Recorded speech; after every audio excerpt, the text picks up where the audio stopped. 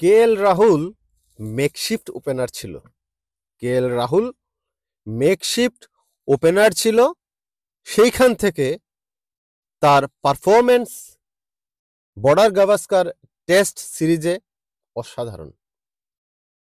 রবীন্দ্র জাদেজা 77 রানের যে ইনিংসটা খেলেছে, এক কথায় অসাধারণ।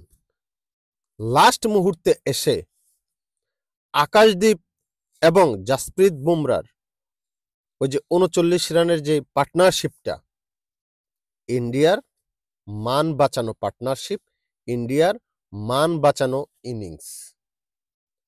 আরো সহজে যদি বলতে হয় তাহলে বলবো অস্ট্রেলিয়ার বোলারদের যে আধিপত্য, টিম ইন্ডিয়ার টপ অর্ডার যেখানে ভেঙে চুরে চুরমার, সেই জায়গা থেকে আকাশদীপ এবং জাসপ্রীত বুমরার পার্টনারশিপটা, স্পেশালি আকাশদীপের 27 রানের ইনিংসটা, 2টা 4 এবং একটা ছক্কায় যেটা সাজিয়েছে, সেটা টপ অর্ডারকে আসলে লজ্জায় দিয়েছে। কথা বলবো বর্ডার গাভাস্কার টেস্ট সিরিজের থার্ড টেস্ট কোন অবস্থায় দাঁড়িয়ে আছে, আলোচনা করব এই বিষয়টা নিয়ে। তবে তার আগে সবসময়ের মতো বলে নিতে চাই, আপনি যদি আমার চ্যানেলে নতুন হয়ে থাকেন, সাদাকে সাদা কালোকে কালো যদি বলতে এবং শুনতে পছন্দ করে থাকেন, তাহলে চ্যানেলটা সাবস্ক্রাইব করতে পারেন, পাশে থাকা বেল আইকনটা বাজিয়ে দিতে পারেন। ফেসবুক কিংবা ইনস্টাগ্রাম থেকে যদি আমাকে দেখে থাকেন, তাহলে পেজটা লাইক দিয়ে পাশে থাকতে পারেন। সাদাকে সাদা কালোকে কালো বলিব, সাদাকে কালো কালোকে সাদা বলিতে পারিব না, আর আইসক্রিম ব্যতীত কারো পা চাটিতে পারিব না। Hello viewers, it's me Rony bro, welcome to another new video. কথা বলছিলাম টিম ইন্ডিয়া বনাম অস্ট্রেলিয়ার থার্ড টেস্ট নিয়ে, গ্যাব্বা টেস্ট। অস্ট্রেলিয়ার বিরাট সংগ্রহ 445 রান, যেখানে ট্রাভিস হেড এবং স্টিভেন স্মিথ সেঞ্চুরি করেছিলেন। 445 রানের জবাবে একমাত্র বাধা যদি কেউ দিতে পেরেছে, সেটা হচ্ছে বৃষ্টি। একমাত্র বৃষ্টি বাধা হয়ে দাঁড়িয়েছিল, আদারওয়াইজ অস্ট্রেলিয়ার সামনে কেউই দাঁড়াতে পারেনি। সুতরাং টপ অর্ডারের এই ব্যর্থতার দিনে কিছুটা আপনার মান সম্মান বাঁচিয়েছে, কিংবা এভাবে যদি বলি যে উলঙ্গ ইন্ডিয়াকে আপনার বস্ত্র পরিধান করিয়েছে আকাশদীপ এবং জাসপ্রীত বুমরা। রোহিত শর্মা, বিরাট কোহলি কিংবা শুভমান গিল এই পরিমাণে ব্যর্থ কল্পনার বাইরে। রোহিত শর্মা এবং Virat Kohli experience player, run পাচ্ছে না অনেকদিন ধরে। বিরাট কোহলি একটা সেঞ্চুরি পেয়েছিল, কিন্তু রোহিত শর্মার অবস্থা বেশি খারাপ। রোহিত শর্মা স্ট্রাগল করতে করতে এমন এক পর্যায়ে চলে আসছে যেখানে রোহিত শর্মাকে নিয়ে ট্রল করা শুরু হয়ে গেছে। আর প্রিন্স খ্যাত শুভমান গিল ফ্লপ, এশিয়ার বাইরে শুভমান গিল ফ্লপ টোটালি। এই অবস্থায় কি হতে পারে রেজাল্ট? অলরেডি 252 রান করেছে টিম ইন্ডিয়া, যেটা 200-র কাছেই শেষ হয়ে যেতে পারত। এখন সেখান থেকে যেহেতু লাস্ট উইকেট তো ভরসা নেই, যে কোনো সময় পড়ে যেতে পারে। কালকে ফার্স্ট আওয়ার হয়তো 10 মিনিটের ভিতরে আউট হয়ে যাবে। এটা আমার বিবেচনা, আমার আলোচনা যে ফার্স্ট 10 মিনিটে ইন্ডিয়া অল আউট। তাহলে 10 মিনিটে আর কত রান করতে পারে? 5 থেকে 10 রান। 5 থেকে 10 রান যদি করে, আর টিম ইন্ডিয়া এখনো পিছিয়ে আছে 193 রানে।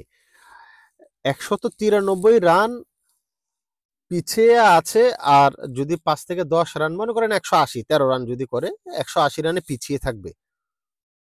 এখন বৃষ্টি যদি না হয়, অস্ট্রেলিয়া 1 ঘন্টা যদি ব্যাট করে, 1 ঘন্টায় যদি ব্যাট করে, মনে করেন যে আপনি 20 ওভার ব্যাট করলো, 20 ওভার ব্যাট করে এভারেজে যদি 5 থেকে 6 রান করে প্রতি ওভারে, সেই ক্ষেত্রে আরো 20 ওভারে 150 রান যদি করে কিংবা 100 রান যদি করে,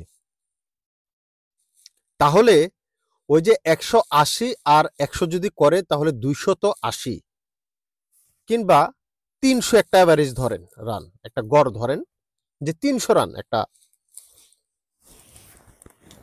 300 রান। এখন ওভার বাকি থাকবে মনে করেন যে 90 ওভার, 80 ওভার যদি ওরা খেলে ফেলে, আর ইন্ডিয়া মনে করেন প্রথম 5-10 ওভার খেললো, 5 ওভারে তো অল আউট হয়ে যাবে 100%, তাহলে বাকি থাকলো আর 90 ওভার থেকে 20 ওভার 25 ওভার, তাহলে 70 ওভার, 65 ওভার, 65 থেকে 70 ওভার থাকবে। কথা হচ্ছে টার্গেট যদি 300 হয় তাহলে ম্যাচটা জমে একবার ক্ষীর হয়ে যাবে। মনে করেন যে এদিকে থাকলো 65 ওভার, রান করতে হবে 300। টিম ইন্ডিয়া কখনোই জিতার জন্য ট্রাই করবে না, 100% ড্র করার জন্য ট্রাই করবে, বাট অস্ট্রেলিয়ার বোলাররা তা কি হতে দিবে এত সহজে? আমার কাছে মনে হচ্ছে না, আমার কাছে মনে হচ্ছে না অস্ট্রেলিয়ার বোলাররা হতে দেবে, কিংবা অস্ট্রেলিয়ার ব্যাটসম্যানরা 20 ওভারও খেলবে না, হয়তো 10 ওভার খেলবে। 10 ওভার খেললে সময়টা যেন বাঁচানো যায়, এই জন্য আর কি 10 ওভার খেলবে। 10 ওভারে রান করবে ওরা 100 রান, বা 12 ওভার খেলবে 100 রান করবে, টি-20 ম্যাচে একটা ব্যাটিং করবে। তাহলে কি হবে, ওই যে টোটাল টার্গেটটা কিন্তু 100ই আপনার দাঁড়ালো, টোটাল টার্গেটটা 100ই দাঁড়ালো, কিন্তু ওভার এদিক দিয়ে বেঁচে গেলে আরো 10 ওভার। অস্ট্রেলিয়া যদি 10 ওভার কম ব্যাট করে, 20 ওভার বলছিলাম প্রথমে, এখন বললাম 10 ওভার বা 12 ওভার, এখানে 8-10 ওভার বেঁচে যাবে। তাহলে কি উইকেট ফালানোর জন্য অস্ট্রেলিয়ার সামনে আরো ওভার পাইলো, তার মানে 300 রানই করতে হবে 70 ওভারে। তখন টিম ইন্ডিয়া চাইবে না, জিতার জন্য চাইবে না, 300 রান সম্ভব না। টিম ইন্ডিয়া চাইবে ম্যাচটা যেন ড্র হয়, উইকেট যেন ধরে রাখতে পারে। কিন্তু সেইটা কি সম্ভব ইন্ডিয়ার পক্ষে, যে ধরে রাখা সারাদিন এই 70 ওভার? 70 ওভার টিম ইন্ডিয়া ধরে রাখার মতো সিচুয়েশনে এই মুহূর্তে নাই। ইন্ডিয়ার টপ অর্ডার টোটালি ফর্মে নাই। টিম ইন্ডিয়া যদি বৃষ্টি না হয় এখনো নিরাপদ না, এখনো টিম ইন্ডিয়া নিরাপদ স্থানে অবস্থান করছে না। অস্ট্রেলিয়া শুরুতেই যদি 2 থেকে 4 ওভারের ভিতরে ইন্ডিয়াকে অল আউট করে দেয়, এখনো বাকি 193 রান, যদি 180-85 রানে এগিয়ে থাকে অস্ট্রেলিয়া, অস্ট্রেলিয়া ব্যাটিংয়ে নেমে জাস্ট 5 থেকে 10 ওভার খেলবে, 5 থেকে 10 ওভার না, 10 থেকে 12 ওভার খেলবে, রান করবে 100, তাহলে টার্গেট দাঁড়াবে 280 থেকে 300, 280 মনে করেন, 280। এদিকে বৃষ্টি যদি না হয় ওভার বাকি থাকবে আরো 65 থেকে 70, তাহলে এই 65 থেকে 70 ওভার সার্ভাইভ করার মতো টিম ইন্ডিয়ার টপ অর্ডার এই মুহূর্তে নাই। এই মুহূর্তে ওই অবস্থায় টিম ইন্ডিয়া নাই 65 থেকে 70 ওভার খেলার মতো, অন্তত এই টেস্টের বিবেচনায় আমি বলছি।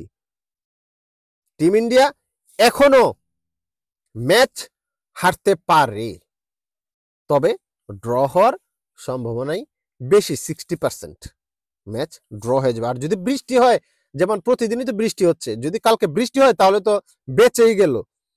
তবে ভিডিও শেষ করার আগ মুহূর্তে একটা কথা বলতে চাই, টিম ইন্ডিয়া যখন ফলো এড়িয়ে গেল, তখন প্যাভিলিয়নে থাকা বিরাট কোহলি কিংবা গৌতম গম্ভীর যেভাবে উল্লাস করছে, এটা আসলে মানায় না। কারণ কি, টিম ইন্ডিয়া এত খারাপ দল না যে ফলো এড়াতে পারে এভাবে খুশি হবে, এটা মানায়, এটা আমি মানতে পারি নাই। কারণ বিরাট কোহলি কিং ভাই, ক্রিকেটের কিং, এই জায়গায় ফলো এড়াতে পারে এত খুশি, আমরা আরো, আপনি আরো বেশি ডিজার্ভ করেন, বিরাট কোহলি আরো বেশি ডিজার্ভ করে। দেখা যাক কি হয়। সবাই যেভাবে বয়কট করছেন, দয়া করে একটু লাইক কমেন্ট শেয়ার করবেন। আল্লাহ হাফিজ, আসসালামু আলাইকুম।